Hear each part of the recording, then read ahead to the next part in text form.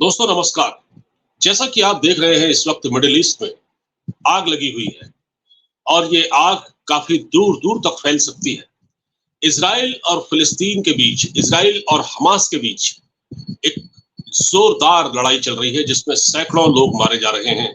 दोनों ओर से घायलों की संख्या भी बहुत ज्यादा है। मानवाधिकारों का खुला उल्लंघन हो रहा है। एक दूसरे को कुचलने की कोशिश हो रही है। हमारे प्रधानमंत्री नरेंद्र मोदी ने इस बारे में कहा कि वो इस्राइल के साथ है। मुश्किल की घड़ी में भारत इस्राइल का साथ दे रहा है क्योंकि इस्राइल ने हमेशा मुश्किल की घड़ी में भारत का साथ दिया। इस्राइल और भारत अच्छे दोस्त हैं, दोनों बुरे वक्त के साथी हैं। जब इस्राइल पर बुरा वक्त आ रहा है तो भारत भी उसके साथ खड़ा है। और इस्राइल ने 1971 की लड़ाई में या फिर करगिल की लड़ाई में जो पाकिस्तान ने भारत के साथ एक एडवेंचर किया था, मिस एडवेंचर किया था, धोखा किया था, उसके खिलाफ इस्राइल ने भारत का सपोर्ट किया था। तो प्रधानमंत्री ने इस बारे में ट्वीट भी किया था। आपको याद होगा कि हम इस्राइल के साथ खड़े हैं। और प्रधानमंत्री ने हमास को आतंकवादी हमला करार दिया था, हमास की करतूत को आतंकवादी हमला करार दिया था। तो भारत की जो विदेश नीति है इसमें वो पूरी तरह से इजराइल के फेवर में है, इजराइल का साथ दे रहा है। तो जब भारत सरकार इजराइल के साथ खड़ी है तो फिर वो कौन सी ताकतें हैं देश के अंदर जो इस वक्त हमास जैसे आतंकवादी के साथ खड़ी है? वो कौन लोग हैं जो भारतीय विदेश नीति के साथ चलना नहीं चाहते?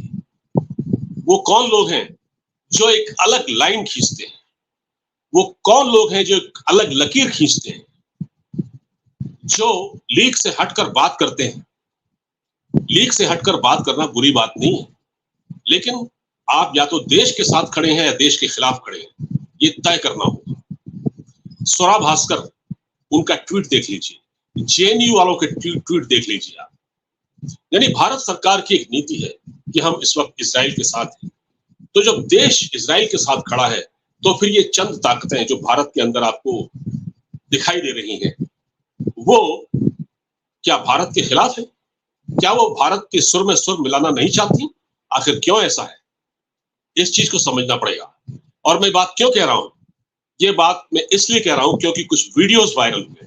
वीडियो तो बहुत सारे वायरल हो रहे हैं और वो ऐसे खौफनाक वीडियो हैं कि जो कमजोर दिल वाले लोग हैं वो शायद अपनी आंखों से देख भी ना पाए उसको। तो एक वीडियो वायरल हो रहा है, जरा पहले उसको देखिए। तो देखा आपने, ये वीडियो कहां का है?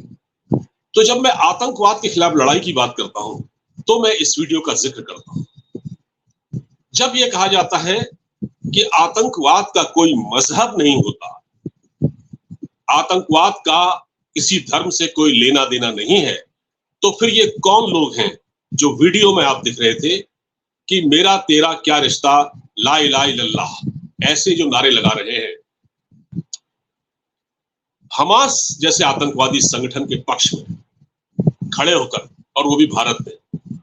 ये वीडियो था अलीगढ़ मुस्लिम विश्वविद्यालय का। अब अलीगढ़ मुस्लिम विश्वविद्यालय की मैं आपको थोड़ा सा बात बता देता हूं।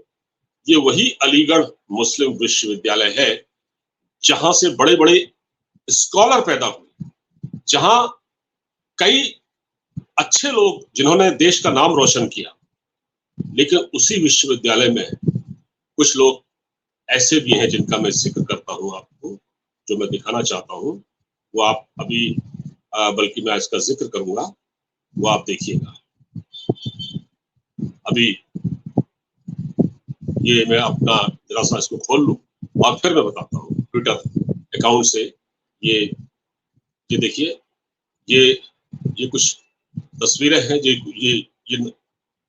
देखिए, ये नारे लग रहे हैं। मैं जरा वॉल्यूम खोल दूं इसका। ये देखिए, शायद आवाज नहीं आ रही है।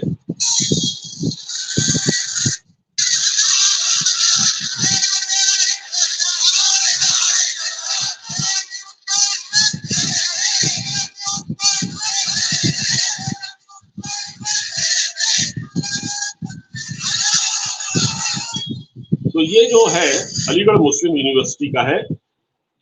एक पत्रकार है अशोक श्रीवास्तव, उन्होंने इसको ट्वीट किया है। उन्होंने कहा कि आतंकियों के समर्थन में उतरे अलीगढ़ मुस्लिम यूनिवर्सिटी के छात्र। ये वही यूनिवर्सिटी है जहां जिन्ना का पोस्टर लगा हुआ है, जिन्होंने देश का बंटवारा कराया था। मोहम्मद अली जिन्ना का पोस्टर लगा है।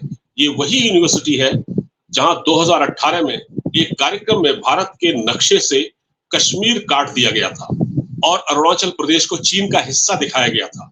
ये वही यूनिवर्सिटी है जहां 2019 में एक स्कॉलर ने आतंकी संगठन हिजबुल मुजाहिदीन को ज्वाइन किया था।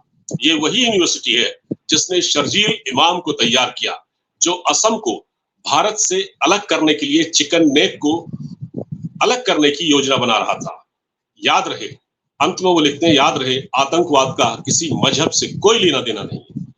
बिल्कुल इन्होंने जो लास्ट में जो बात की है, आतंकवाद का किसी मजहब से कोई लेना देना नहीं है। जब आतंकवाद का किसी मजहब से कोई लेना देना नहीं है, तो फिर ये जो नारे लग रहे थे अलीगढ़ मुस्लिम विश्वविद्यालय में, यूनिवर्सिटी परिसर में, ये किन के समर्थन में लग रहे थे? ये हमास के समर्थन में लग रहे थे। और हमास के बारे में ये बताया जाता है, ये आईएस से भी क्रूर संगठन है। जिस तरह की तस्वीरें इजराइल से आ रही हैं, आप उसको देख नहीं सकते, आपका माथा ठनक जाएगा।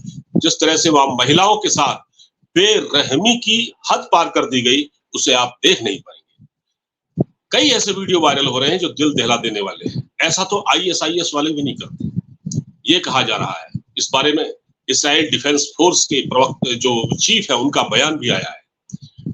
तो अब आप देखिए, जब भारत में मोदी सरकार, हमारे प्रधानमंत्री नरेंद्र मोदी जब इस लड़ाई में इजराइल को समर्थन दे रहे हैं, तो ये लोग किसके समर्थन में खड़े हैं? ये वही लोग हैं जब पाकिस्तान कश्मीर में इन्फिल्ट्रेट करता है। कश्मीर में हमारे सैकड़ों लोग मार दिए गए, हजारों लोग मार दिए गए। ये सिलसिला 90 से चल रहा है, 90 से चल रहा है। जब हिंदुओं का मैसेकर हुआ कश्मीरी पंडितों का, आज भी चल रहा है।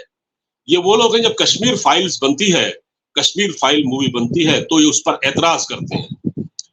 ये वही लोग हैं जो यहां से 1000 मील दूर फिलिस्तीन में जब कुछ होता है, हमास पर अटैक किया जाता है, तो ये एक विक्टिम कार्ड खेलते हैं। लेकिन वही लोग हैं जब कश्मीर में हमारे सैनिक मरते हैं, हमारे सैनिक शहीद होते हैं, हमारे फौजी अफसर, अभी अनंतनाग में जो हुआ आपने देखा, कितनी बड़ी घटना हुई। जब वहां कुछ होता है तो इन लोगों को सांप सूंघ जाता है, इनमें से कोई नहीं बोलता, इनमें से कोई नहीं बोलता। तब यानी कि ये लोग, पाकिस्तान जब कश्मीर में कुछ करता है तो ये लोग नहीं बोलते हैं। कितने हजारों लोग, अब तक लाखों लोग मारे जा चुके। लेकिन यही लोग जब यहां से इतनी दूर फिलिस्तीन में, यानी कि मिडिल ईस्ट में, मध्य पूर्व में कुछ होता है, तो इन लोगों के आंसू निकलते हैं और ये लोग सॉलिडेरिटी दिखाते हैं उनके साथ। ये जो अटैक हुआ है, ये बहुत लंबे समय बाद हुआ। इसकी उम्मीद इजराइल को नहीं थी। कुछ इजराइल में जो राजनीतिक अस्थिरता रही है 2018 के बाद से, कई सरकारें आई गई, उसमें उसने इजराइल को अंदर से कमजोर किया है। और मोसाद पर यह कहा जा रहा है कि मोसाद इसका अनुमान नहीं लगा पाया। तो बहुत सारे इसके फैक्टर हो सकते हैं। लेकिन आप जिस तरह की तस्वीरें यहाँ देख रहे हैं, बहुत सारे इंटेलेक्चुअल हैं, मैं किसी का पर्सनल नाम नहीं लेना चाहता हूँ, जो बहुत बाहर से आपको बहुत ही प्रोग्रेसिव दिखेंगे और सो कॉल्ड लिबरल दिखेंगे, लेकिन वो इस पर चुप है, एकदम साइलेंट है, खामोश। और ट्विटर पर, सोशल मीडिया पर जो चल रही है बकवास, उसको भी लोग देख रहे हैं। तो क्या सवाल इस बात का है, भारत को क्या सबक है? भारत के लिए इसमें क्या सबक है? भारत के लिए इसमें ये सबक है, बल्कि भारत के लिए इसमें एक बहुत बड़ा सबक है। क्योंकि भारत में ऐसा हो चुका है, जो आज इजराइल में हुआ, वो भारत में पहले भी हो चुका है। भारत में कश्मीर में करगिल में क्या हुआ था? करगिल में जो मिस एडवेंचर पाकिस्तान की जो आक्रमण किया था पाकिस्तान ने चोरी छिपे घात लगाकर चुपचाप, वो भी तो यही था परवेज मुशर्रफ के दौर में, वो भी तो यही था। और भारत में कई ऐसे इलाके हैं जहां इस तरह के लोग शेल्टर पाते हैं। लेकिन इस वक्त भारत सरकार को पूरी तरह से बहुत सोच समझकर काम करना होगा, क्योंकि ये जो जिस तरह के प्रोटेस्ट हम देख रहे हैं, जैसे हमने अलीगढ़ मुस्लिम यूनिवर्सिटी का देखा, ये लोग किस तरह से झंडा उठाए हुए हैं। भाई, जब आतंकवाद का कोई मजहब नहीं होता तो आप इन लोगों के समर्थन में नारे क्यों लगा रहे हैं? ये वो लोग हैं जिन्होंने 6:30 बजे जब इजराइल की जनता सो रही थी, उस पर अटैक किया, रॉकेटों से 5000 रॉकेट दागे, और किस तरह की बेरहमी, किसी का कंडेमनेशन नहीं आया। मैं इतना देख रहा हूँ, लगातार सोशल मीडिया लगातार सर्च कर रहा हूँ, मैंने किसी भी एक मतलब इंडियन मुस्लिम का कोई वो नहीं देखा, कोई इस पर कंडेमिनेशन नहीं देखा कि भाई ये बड़ा गलत हो रहा है, ये गलत कर रहे हैं। कुछ लोग हैं जो उसको गलत मानते हैं, लेकिन वो कितने हैं, वो उंगलियों पर गिने जा सकते हैं, उनकी संख्या तो ना के बराबर है।